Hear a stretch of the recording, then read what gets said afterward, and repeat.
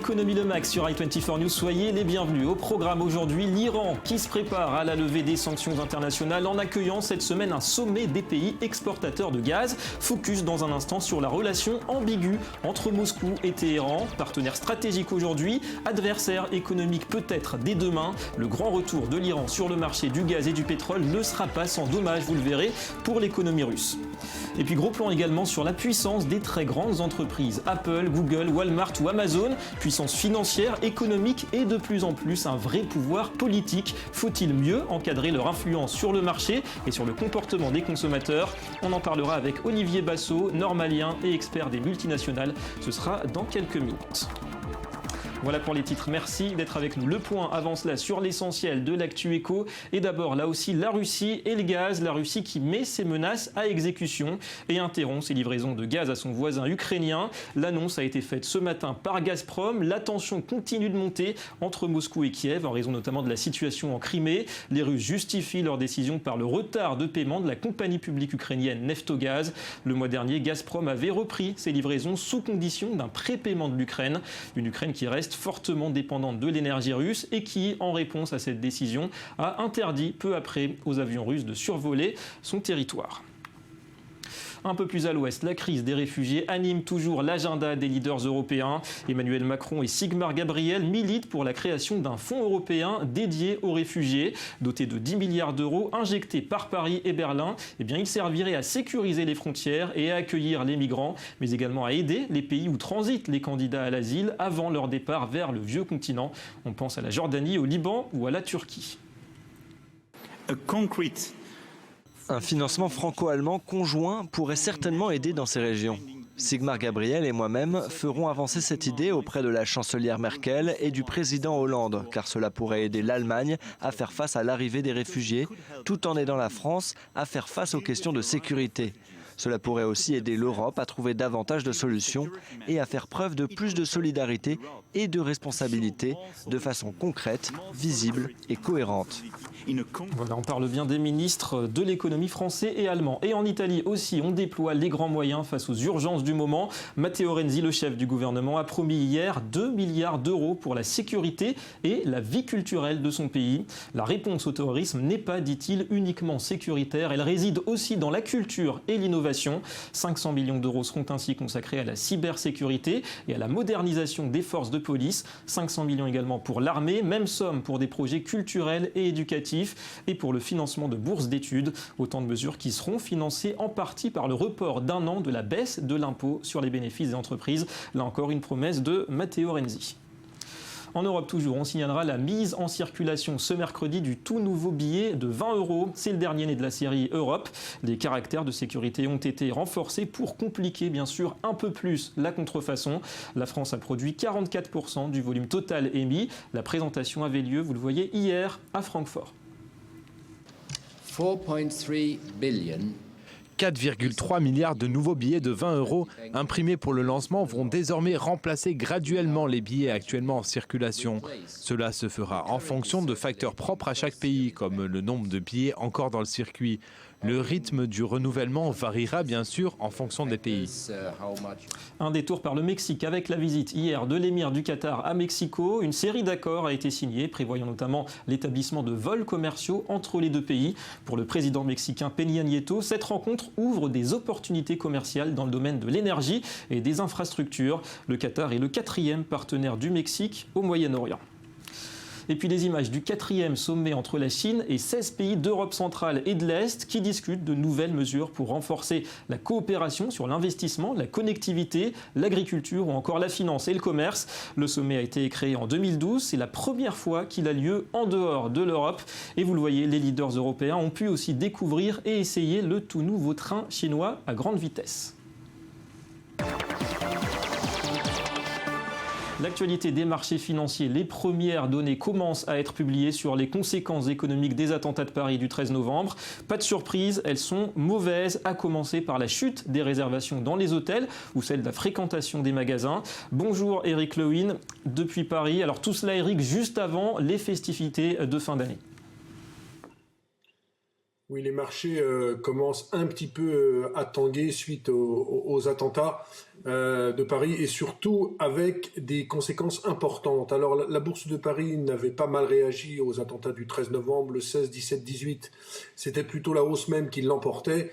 Et puis au fur et à mesure que les chiffres de fréquentation tombent, il y a vraiment pas mal d'angoisse chez les investisseurs parce que les chiffres ne sont pas bons. Une baisse de l'ordre de 30% de la fréquentation des grands magasins, une baisse de l'ordre de 27 à 30% des réservations de vol vers Paris, et puis surtout une alerte faite par les autorités américaines enjoignant les touristes américains de ne pas beaucoup voyager en ce moment en raison des risques terroristes.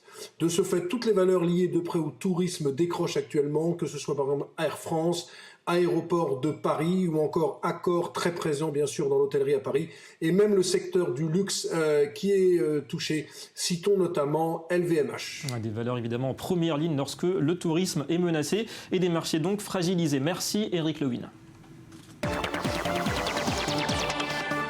Ils font figure d'alliés inébranlables sur la Syrie ou même sur la question du nucléaire. Russes et Iraniens multiplient accords et projets de partenariat ces derniers mois, avec bien sûr la perspective d'une levée des sanctions contre la République islamique. On peut toutefois déceler les prémices d'une rivalité potentielle qui pourrait trouver son terrain d'expression sur le marché de l'énergie. Téhéran entend bien retrouver son rang en matière de gaz et de pétrole, et cela ne fera sans doute pas les comptes d'une Russie concurrente et en récession. Laura Duhamel revient sur le sommet du gaz qui avait lieu cette semaine à Téhéran. Alors que les Iraniens retiennent leur souffle en attendant la levée des sanctions économiques, le 3e sommet des pays exportateurs de gaz s'est tenu lundi à Téhéran. Objectif, relancer la consommation, assurer des prix justes et la transparence du marché. Et au-delà de la crise syrienne, la question des investissements futurs en Iran a focalisé l'attention des représentants des 18 pays réunis. Notre gouvernement annonce son soutien aux investisseurs internationaux dans l'industrie du pétrole et du gaz. Notre gouvernement annonce son soutien aux investissements internationaux dans l'industrie du pétrole et du gaz. Parmi les chefs d'État présents à Téhéran, le président vénézuélien Nicolás Maduro a tenu à évoquer la stabilisation du prix du pétrole, car son pays subit de plein fouet la crise actuelle. Les bénéfices liés aux exportations ont chuté de 64% en 2015. Il a donc proposé la fixation d'un prix du baril à $88. Vladimir Poutine a quant à lui fait le déplacement, le premier depuis 2007, pour aborder la question d'un prêt accordé par la Russie à l'Iran. D'un montant de 7 milliards de dollars, ce prêt aidera aussi à renforcer les relations entre les deux pays.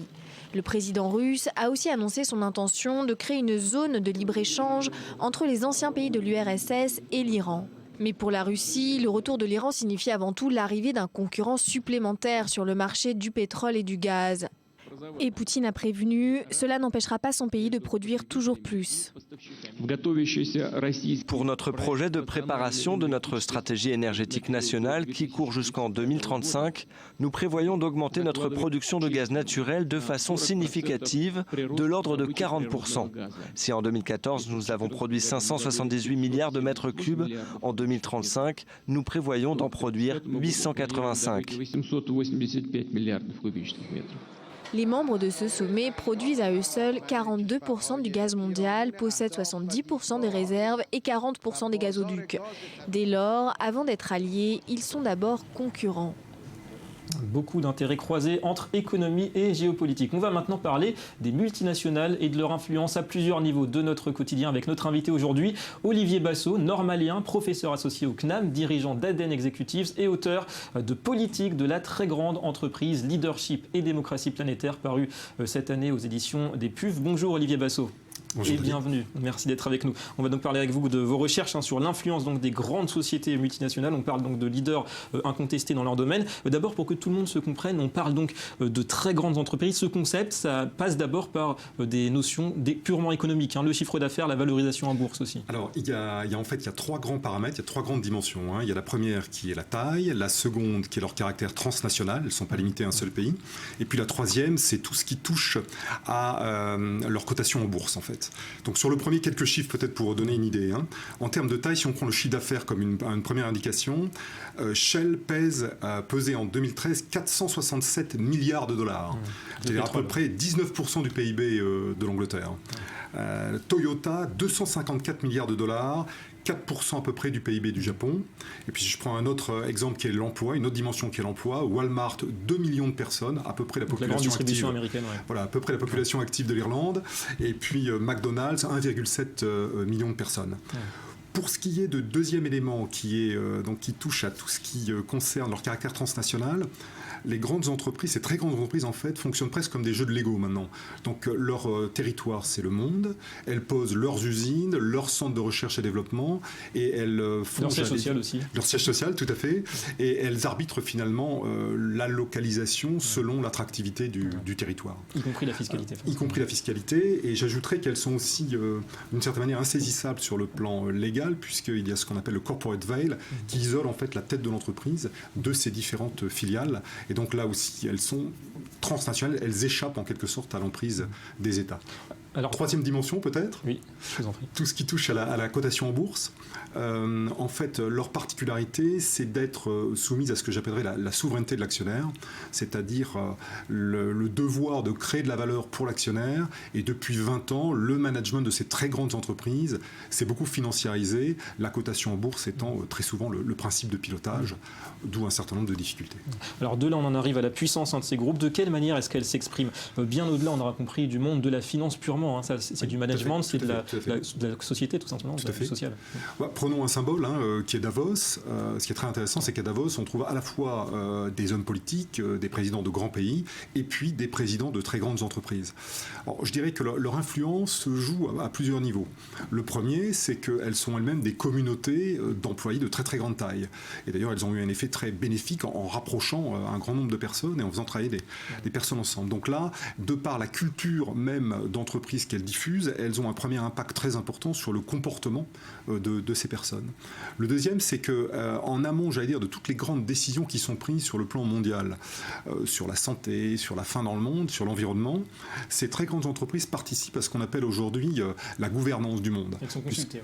Elles sont consultées, et j'irais même plus que là, elles sont, si vous voulez, partie prenante, au sens où, dans la préparation de toutes ces décisions, elles peuvent apporter des éléments très importants en termes de documentation, d'études, etc., parce qu'elles ont une puissance d'action très forte.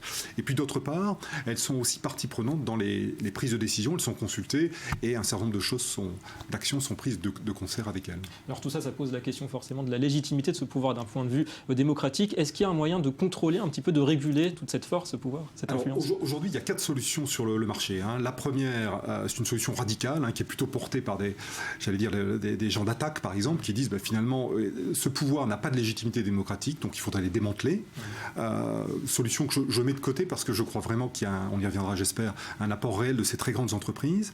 Deuxième option qui est celle de dire il peut y avoir une régulation gouvernementale, internationale. Là, le problème est un peu compliqué parce que les États eux-mêmes sont en fait en compétition, ils ont chacun leurs très grandes entreprises et donc on imagine mal finalement une société des nations et c'est pour ça d'ailleurs qu'on parle de gouvernance mondiale et non de gouvernement mondial. Troisième possibilité, finalement laisser ces très grandes entreprises à une approche plus d'autodiscipline, de bonne conduite. Là, je dirais que malgré toutes les volontés du monde et malgré la qualité des managers et des dirigeants, il y a ce que j'évoquais tout à l'heure, qui est cette souveraineté de l'actionnaire, qui fait que le principe de création de valeur est un moteur en quelque sorte un peu aveugle qui gouverne ces très grandes entreprises. Vous pensez qu'on a un virage un petit peu de l'histoire du capitalisme avec cette souveraineté justement de l'actionnaire ? Je pense qu'on est arrivé à un point d'extrémité qui fait que d'autres solutions sont en train d'émerger. Il y en a une dernière qui est en place également, qui est la solution américaine. La solution américaine est assez simple. Elle se réserve, finalement, les États-Unis se réservent le droit d'arraisonner les très grandes entreprises transnationales, y compris celles qui sont non américaines, dès qu'elles estiment que finalement leurs activités constituent... Donc on l'a vu avec les amendes, on pense à la BNP. Exactement, c'est exactement ça, puisque BNP Paribas n'a commis aucune infraction au regard du droit international. Par contre, ils ont traité avec des pays considérés comme ennemis par les États-Unis, et donc il y a une sanction. Donc ça, si vous voulez, c'est un peu les solutions sur le marché. Et vous préconisez la dernière. Alors je préconise une 5e solution pour ma part, qui est une solution plus démocratique, qui est de redonner aux composants de l'entreprise, les actionnaires, les dirigeants et les salariés, le fait de pouvoir construire un projet commun. Plus de coopération. Merci beaucoup Olivier Basso d'être venu sur ce plateau. On passe tout de suite au Media Watch. La revue de presse avec encore un grand compte. On parle de Yahoo maintenant avec Léa Volbert. Bonjour. Bonjour. Alors, Marissa Meyer, la patronne du groupe qui traverse une mauvaise passe en ce moment. Et oui, et pourtant, les investisseurs ont cru en elle. Marissa Meyer, jeune et prometteuse ingénieure débauchée de chez Google il y a 3 ans pour être propulsée à la tête du géant d'Internet Yahoo. Pourtant, aujourd'hui, la période de grâce semble bel et bien révolue pour Marissa Meyer. Et pour cause, le redressement promis depuis son arrivée tarde à se concrétiser. Les actionnaires ne lui font plus confiance. Le fonds spéculatif Starboard Value, par exemple, qui est l'un des principaux actionnaires, a fait monter l'attention d'un cran cette semaine en affirmant dans un communiqué « Nous nous trouvons frustrés de votre refus d'accepter notre aide et de votre approche dédaigneuse face à nos inquiétudes sérieuses quant à la situation actuelle chez Yahoo ». Un communiqué qui s'adresse aux principaux dirigeants de Yahoo. Ouais, compliqué à manœuvrer ce groupe Yahoo. Merci beaucoup Léa, à très bientôt. Voilà la fin de cette édition. Merci à vous d'avoir été avec nous. Économie Le Mag revient demain sur i24 News pour parler notamment des conséquences potentielles de l'accrochage entre la Turquie et la Russie. Restez avec nous, l'information continue.